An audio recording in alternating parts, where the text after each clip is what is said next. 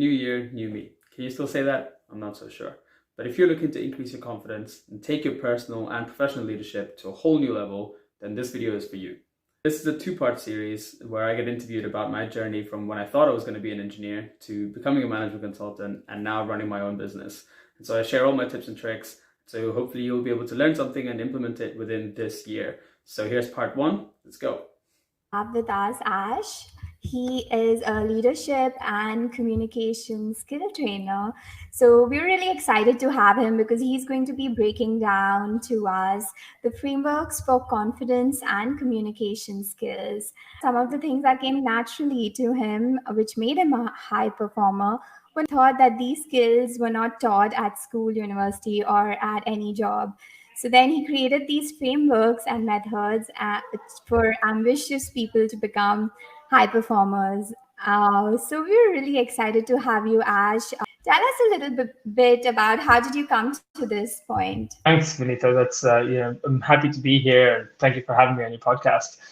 It was not ever a thought that I was going to be running my own business. Like, I never thought that. So I studied mechanical engineering at university, and I thought I was going to become an engineer, and that was the course, right? So I also did management in my master's. So I guess when I went through that, I figured out that there's a slightly different approach to life, which was management consulting. That's where I went to. And I thought at that point, because I was kind of competitive, I was like, cool, I'm going to just be management consulting CEO of a company someday. That was the goal that I was going towards, because I even at that point thought starting a business and doing anything like that was for people who already had business or people in their family had business and things like that. One of the things I realized kind of early on was the more questions you ask, the more answers you get. So depending on who you speak to, you get a different perspective in life. So I started speaking to people who were higher up than me in the corporate ladder, and they started giving me various insights into how they got into their position. I applied as much as I could within the firm that I was in, taking leaps, going beyond what other people were doing, just so that I can get more experience and get more responsibility for myself, so I could try to climb the ladder faster than everybody else, right? I was just kind of chasing that kind of dream, I guess. And then COVID hit. And that's when I realized, oh, I actually have a lot more time than I thought I did. So why don't I just start something myself and try to take some bits that I was really good at from the work side of things and apply it into my day-to-day lives and see if I can help other people in the same way who are in my position. And yeah, just fast forward helping a few friends out to now, I guess I started working with companies to help them to train their teams to become better, and also helping ambitious individuals who want to become high performers either in their own careers or in their own personal lives as well. Communication skills, confidence, especially personal leadership and taking ownership of yourself have been the three pillars of my own journey so far. And I've seen them to be the common denominators of everybody who's an industry leader, regardless of which industry you go to. Yeah, I mean, especially like confidence. I mean, everybody says like you need to have more confidence and you need to be better at communications, but how do you actually break it down, and how do you actually teach? I mean, universities don't teach students that, or new hires aren't taught that, but they're expected to do that. I want to really actually answer this question because you're totally right. No one teaches it, and actually people think it's really hard to teach, and to a certain extent it is, right? It's to do with attitude. And so when you're going through a degree or you're trying to learn a job, there's step-by-step process that you can just kind of follow, and as long as you're following those steps and going through the motion, regardless of how much effort you put in, you'll probably get to the other side. Right? So if you wanted to create an Excel sheet, for example, you can follow steps as to whatever that's required. You'll get the answer. The time in which you get it and the quality of the answer might differ, but you will get there. Something like more confidence or better communication skills, I think it's slightly different, because yes, there are frameworks, but the attitude, the underlying effort that you want to put in yourself has a totally different dynamic. So the first thing that when I teach people, when I go and speak in conferences or whatever, it's usually about that. It's, do you actually want it? Because most of the people are like, I want to be more confident. Okay, cool. Why? So I'll give my own story. Like, when I was younger, when I was about 14 to 16, I wanted to be more confident. But by my friend's standard, I was already confident. So for me, I wanted to be more confident because I saw other people who had things that I didn't have, who were way more confident, way more outgoing than I was. So I kind of chased that. And then I realized when I went to university and met loads more people that actually that journey that I just had is not common. Most people see that other people have the confidence that they don't have. And instead of being inspired to say, I want to have that too, let me try and find out how I can get it, they'll say, ooh, I don't have that. Maybe I'll just stick to my lane. I like what you're saying. So we're already in, say, a comfort zone, where we have, say, X amount of confidence and we're comfortable with that. But to get more confidence or to be better at a skill, even if it's communications, we need to like go beyond what is normal for us, what is the comfort zone for us. And breaking that can be really uncomfortable, like you said. So how do you take people through that journey? It's not only that it's uncomfortable, it's you don't even know that uncomfortable zone exists. You know what I mean? So like, for example, if you hang around your friends and all of your friends hate talking on the phone, which is a real thing that I hear a lot of people say. It's like, I hate talking on the phone, even to like place orders, like pay on the phone, whatever. If a random number calls you, like people don't answer it, they'll just wait for it to ring out and then see who called my phone and then figure out if they left a voicemail or not. So it's like that, right? If all of your friends just do that, you'll think that's normal. So you'll never feel like that's an uncomfortable thing that you have to do until you meet somebody who answers the phone all the time and is so comfortable talking, and you're like, wow, like I need to do that too. So if you're saying, how can you do that?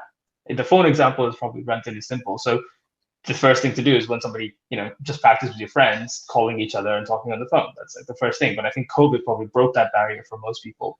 But I'll use a more real example that is probably harder for people to understand, is that talking in meetings is a real thing that we have all the time, right? If you're shy, then and you have a lot of opinions, but you can't share them in time. Most of the time, what I've seen from my experience is you kind of sit in a meeting, you're thinking about ideas, the chat is going quite fast if you're discussing something. And by the time you've mustered up enough courage to voice your opinion, the topic has changed, right? And now you have to restart the whole process again. So that becomes an uncomfortable barrier for you to break. Like, how do I step out and say something? So at that point, I would say that's a goal that's here, you're here. So you can't suddenly make that jump as your first step. So the first step has to be much simpler, which is, can you do exactly that in your friend group? Because most of the time, people who have that problem also don't do that in your friend group. Like, I really, this is an actual thing that I tell my clients to do, right? Next time you're in a friend group and you're talking about where to have dinner, you're about to go out, everybody's discussing where to have dinner. You may have ideas that usually you keep quiet and you're just happy to accept whatever somebody else's idea is. Even if you don't have an idea, or if you do have an idea, voice it. Like, that's your first step. And the thing is, you have to track how long did it take you to voice that opinion. That's how much of a barrier you have to get over. Friend group, it takes you 30 seconds to muster up enough courage to say something. Chances are in a professional setting, it will take you at least a minute. So that's kind of like how you have to think about it. That's really helpful to know. So from the moment I think of something to the moment I actually voice it out. So that is the time that you are calculating. Yeah, exactly. And Mel Robbins has a great philosophy for this. It's the 5-second rule, which is a book. If you haven't read it, you should definitely do it. I instinctively kind of did it before, but it was 3 seconds for me. I read somewhere a stat, keeping in mind that most stats are made up, but I believed it when I was younger. It was that, after 3 seconds, your brain starts giving you all the reasons for the negative reasons why you shouldn't do something. And to my shame, the way we applied it was in order to go and talk to girls. Like, I was like 15, right? So that was like the ultimate goal was to go and talk to them. So it was like, okay, if I wanted to go talk to someone, I have 3 seconds to go make that first move. If not, my brain will fire infinite negative thoughts at me and I'm not going to do it. So I was always like, okay, the moment I think of something new to do, 3 seconds and go. And I applied that same thing when I came to my professional work, and it started really, really working out. And so I seemed confident to other people because I was able to voice my opinion. but it was just years of practice of giving me 3 seconds to act. If not, I never get my shot at all.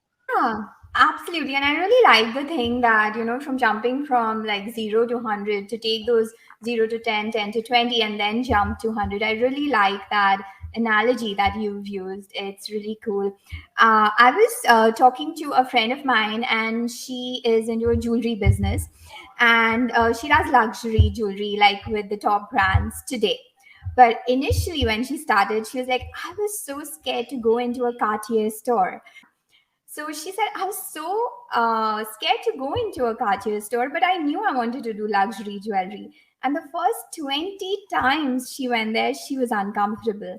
But the 21st time, it just felt like home. And today she's working with the top jewelry brands like in the world.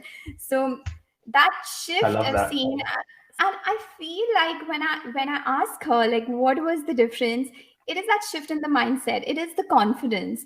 So, is it also that if you keep repeating, even though you're uncomfortable doing something, does repetition help? Yeah, 100%. What I found is using the terminology of breaking out of your comfort zone or like stepping into the uncomfortable has actually not helped me. So instead, I use with my clients expanding the comfort zone. When you say, oh, try something uncomfortable, your body is instantly shutting down because I'm like, oh, I don't want to do something uncomfortable. Why would I want to do that? We are literally designed to be communal creatures who are happy where we are. So I've always said is expand our comfort zone. Like if you don't know how to drive, right? You don't like, oh my God, this is uncomfortable for me. I'm not going to do it. You're excited to learn about it because you approach it with a totally different mindset. And then what happens over time is you're so very, very comfortable driving. So that becomes part of your comfort zone. So for me, I've always liked the analogy of expanding your comfort zone. It's just over time gets bigger, and that's been a more positive change. So if you think about it that way, any new thing that you want to do, that you want to attach to, it just becomes a little bit easier because you're like, oh, I'm in the process of expanding my comfort zone. And so that way I found it really easy to kind of grow my confidence. And here's something that I think your listeners will really like. It's like, if you ever want confidence, like instantly, just do something that is a small goal that you want to achieve straight away. So like before I get on a stage and I want to speak in a conference, for example, if I'm feeling low that day and I want like really high of confidence, I'll just say, okay, cool. Like, can I do 20 push-ups right now? So when no one's looking, you just drop down, do 20 push-ups. Like, yeah, see, that was amazing. I just did it, and you feel good. And so you can do that, and you instantly have achieved a small target. And like most of our confidence just builds from achieving targets, and that includes or that improves our own ability to believe in ourselves, right? So that's it. Confidence is just the ability to believe in our own ability to do things. Absolutely. That's it. Absolutely. And so tell us about, I do take myself outside the comfort zone and I try something and it doesn't go as well for me. Like I fall flat on my face or it's not received well by the public or, whatever. It's kind of a rejection or a failure. How do you then bounce back or how do you then kind of keep your confidence in place? The way I think about it is confidence is never like a benchmark. It's not a static line, right? So depending on how you feel at any given moment, you can be up or down. So to say I've lost my confidence, I think gives it so much power as if it's like a threshold that you can reach, right? Oh, I am X level of confident now. Therefore, X number of things are eligible for me.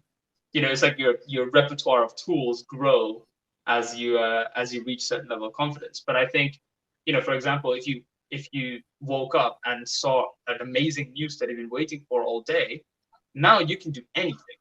That day you are unstoppable, right? Yeah.